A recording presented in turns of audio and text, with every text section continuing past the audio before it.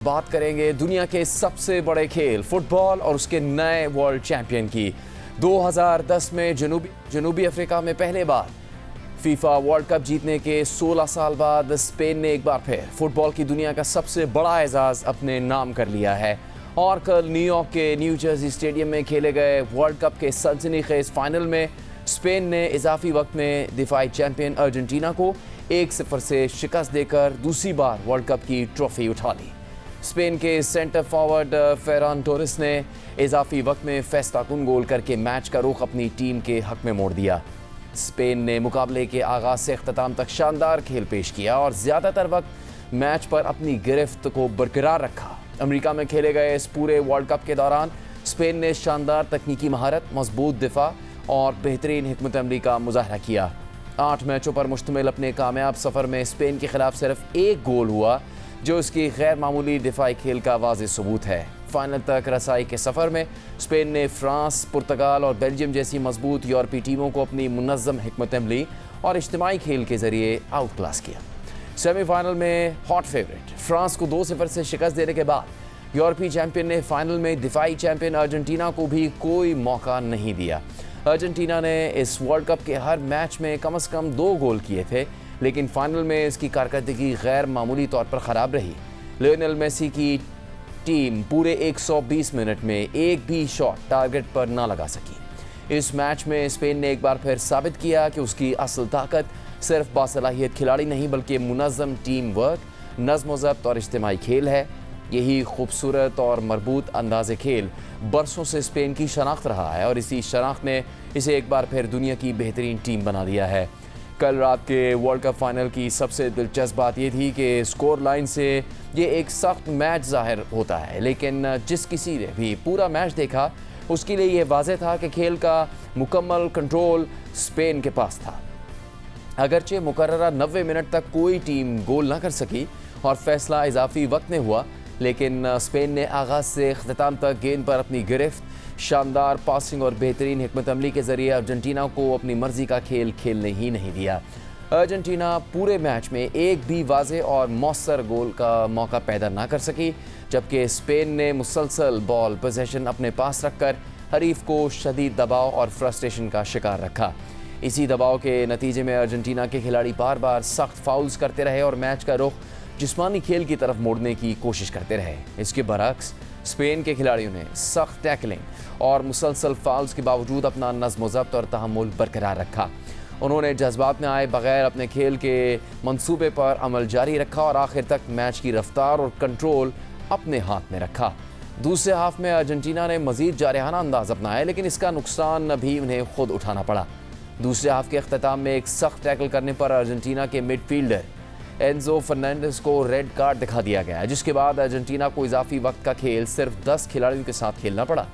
Match ख़त्म होने के बाद भी दोनों टीमों का रवैया एक वाज़ेह फ़र्क दिखा रहा था। अर्जेंटीना के चंद खिलाड़ी स्पेन के फुटबॉलर्स के साथ तर्क कलामी और झगड़ते हुए नजर आए। दूसरी जानिब स्पेन के खिलाड़ी आखिर तक खेल के जज्बे और एहतराम की बेहतरीन मिसाल पेश करते रहे। कामयाबी के बावजूद स्पेन के नौजवान खिलाड़ियों ने लियोनेल मेसी जैसे बड़े फुटबॉलर को खिराज तहसीन पेश किया, उनसे खुद जाकर मुसाफा किया और उन्हें तसल्ली भी दी। तकरीब के अख्ताम पर स्पेन की पूरी टीम ने रनर अप अर्जेंटीना के लिए गार्ड ऑफ ऑनर भी पेश किया। इस शिकस्त के साथ ही अर्जेंटीना के अजीम फुटबॉलर लियोनेल मेसी का फीफा वर्ल्ड कप करियर भी मुमकिन तौर पर अपने अख्ताम को पहुँच गया है। रनर अप मेडल वसूल करने के बाद मेसी जज्बात पर काबू ना रख सके और आंखों में आंसू लिए मैदान से बाहर गए। मेसी से पहले पुर्तगाल के क्रिस्टियानो रोनाल्डो, क्रोएशिया के लुका मॉड्रिच और ब्राज़ील के नेमार जैसे बड़े खिलाड़ियों का भी ये मुमकिन तौर पर आखिरी वर्ल्ड कप था। इस सारी सूरत हाल में स्पेन की फातह टीम आज अमेरिका से अपने मुल्क वापस पहुँच गई है और आज स्पेन के दारुल हुकूमत मैड्रिड में फातह टीम का शानदार इस्तकबाल हुआ। टीम ने शहर में विक्ट्री परेड भी की। ऐसे में इस वर्ल्ड कप में स्पेन ने यह पैगाम भी दिया कि फ़ुटबॉल में इज्तिमाई खेल अक्सर इनफरादी सलाहियत से ज़्यादा मौसर, मजबूत और ख़ूबसूरत साबित होता है। अर्जेंटीना के ख़िलाफ़ इस तारीख़ी फ़तह के साथ ही स्पेन ने आलमी फ़ुटबॉल में एक और बड़ा एजाज़ भी अपने नाम कर लिया है। जब भी फ़ुटबॉल वर्ल्ड कप की तारीख़ की अजीम तरीन टीमों का जिक्र होता है तो इनके साथ हमेशा ऐसे गैर मामूली खिलाड़ियों के नाम भी लिए जाते हैं जिन्होंने अपनी इनफरादी सलाहियत से अपनी टीमों को बड़े बड़े मुकाबले जितवाए। ब्राज़ील के लिए पेले और रोनाल्डो, अर्जेंटीना के लिए डिएगो मैराडोना, लियोनेल मेसी और फ्रांस के लिए ज़ैनुद्दीन ज़िदान ऐसे ही अजीम नाम हैं जिन्होंने अपने अपने अदवार में बड़े कारनामे सरअंजाम दिए। लेकिन स्पेन की मौजूदा टीम की सबसे बड़ी ताकत किसी एक सुपरस्टार पर इन्हिसार नहीं, बल्कि इसका मजबूत इज्तिमाई खेल है। इस वर्ल्ड कप के आगाज़ में स्पेन को उस वक्त बड़ा धचका लगा जब उसके 19 साला स्टार लामीन यामाल और निको विलियम्स इंजरी के साथ टीम का हिस्सा बने। इसके बावजूद टीम ने किसी एक खिलाड़ी पर इन्हिसार करने की बजाय इज्तिमाई हिकमत अमली, नज़्म-ओ-ज़ब्त और शानदार टीम वर्क के जरिए पूरे टूर्नामेंट में नाकाबिले शिकस्त कारकर्दगी का मुजाहरा किया। कल रात को फाइनल में फतह के साथ स्पेन की फुटबॉल टीम अब मुसलसल 38 बैनुल-अक़वामी मैचेस में नाकाबिले शिकस्त रहने वाली दुनिया की नई रिकॉर्ड होल्डर टीम बन गई है, जिसने इटली का 37 मैचेस तक नाकाबिले शिकस्त रहने का रिकॉर्ड तोड़ दिया है। अहम बात यह है कि स्पेन की ये कामयाबी सिर्फ एक फीफा वर्ल्ड कप तक महदूद नहीं, बल्कि हालिया बरसों में स्पेन आलमी फुटबॉल की सबसे कामयाब, मुनज़्ज़म और बाअसर ताकत बनकर सामने आया है। इस वक्त स्पेन बैक वक्त मर्दों और ख़वातीन का आलमी चैम्पियन है, जबकि यूरो चैम्पियन, ओलंपिक चैम्पियन और मुख्तलिफ यूथ टूर्नामेंट्स के कई बड़े आलमी एजाज़ात भी इस वक्त स्पेन ही के पास हैं। गुज़श्ता 5 बरसों में स्पेन ने आलमी फ़ुटबॉल के तकरीबन हर बड़े इवेंट में अपनी बरतरी साबित की है।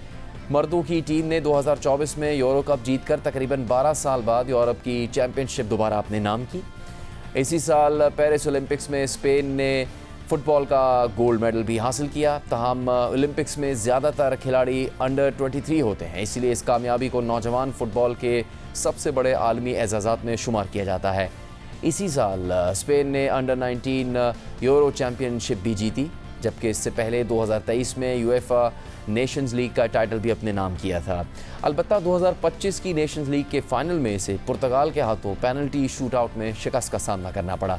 ख़वातीन के फुटबॉल में स्पेन की बरतरी इससे भी ज़्यादा नुमाया रही है। 2022 के बाद होने वाले बड़े आलमी मुकाबलों में स्पेन की ख़वातीन की टीम ने मुसलसल शानदार कामयाबियां हासिल की, जिनमें 2023 का फीफा वुमेन्स वर्ल्ड कप भी शामिल है। यूं मर्दों और ख़वातीन दोनों की सतह पर स्पेन ने गुज़श्ता चंद बरसों में आलमी फ़ुटबॉल पर अपनी हुक्मरानी कायम करते हुए ख़ुद को दुनिया की सबसे मजबूत और कामयाब फ़ुटबॉल कौम साबित किया है।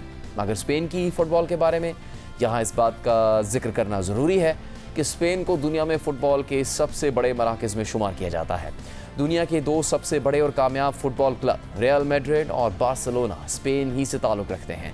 फ़ुटबॉल के बेहतरीन खिलाड़ी को दिया जाने वाला सबसे बड़ा इनफरादी एजाज़ बैलन ड'ओर भी अक्सर स्पेन के किसी क्लब के खिलाड़ी के हिस्से में आता है, जबकि जदीद फ़ुटबॉल के सबसे बाअसर कोचेज़ में शुमार होने वाले पेप गार्डियोला का ताल्लुक़ भी स्पेन से है।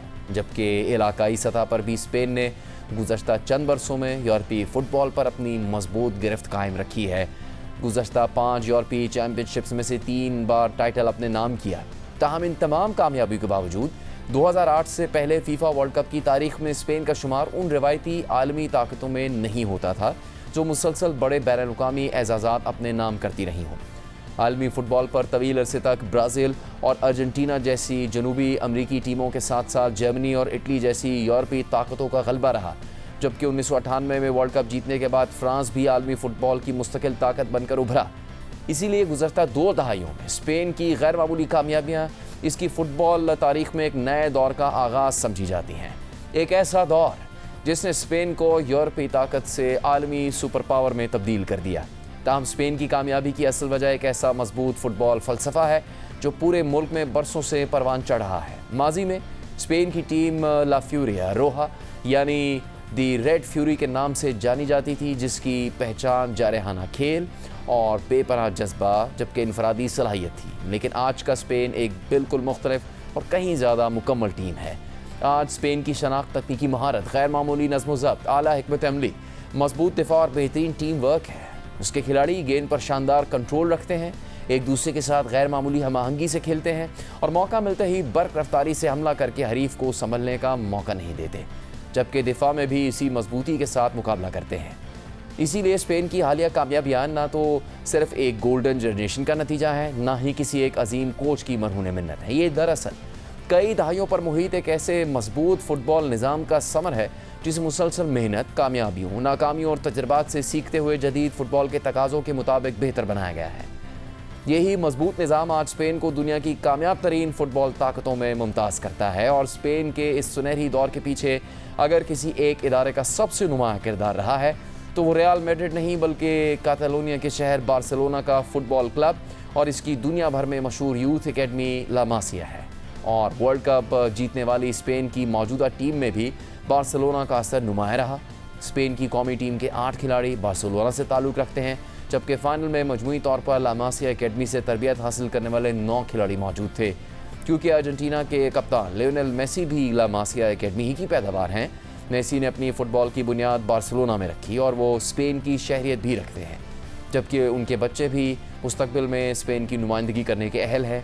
ये इत्तेफाक नहीं बल्कि ला मासिया के इस मजबूत फ़ुटबॉल निज़ाम का तसलसल है जिसने गुज़श्ता 2 दहाइयों में ऐसे बेशुमार खिलाड़ी तैयार किए जिन्होंने न सिर्फ बार्सिलोना बल्कि स्पेन की कौमी टीम को भी आलमी फ़ुटबॉल की सफ़े अव्वल की ताकत बनाने में बुनियादी किरदार अदा किया है। अगर स्पेन की तारीख़ के कामयाब तरीन दौर की बात की जाए तो 2008 से 2012 तक का अरसा सुनहरी बाब की हैसियत रखता है। इसी दौर में स्पेन ने मुसलसल 2 यूरो कप जीते और 2010 में पहली बार फीफा वर्ल्ड कप का ताज अपने सर सजाया।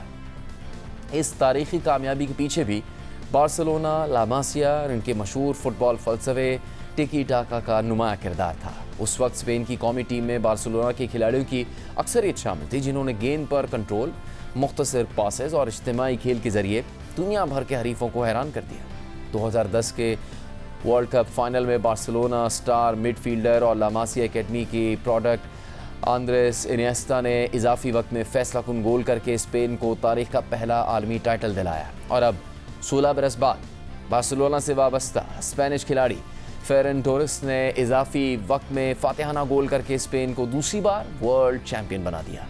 स्पेन की हालिया कामयाबियों की एक बड़ी वजह उनके हेड कोच लुई दे ला फुएंटे भी हैं, जिन्होंने इस टीम की बुनियाद कई साल पहले ही रख दी थी।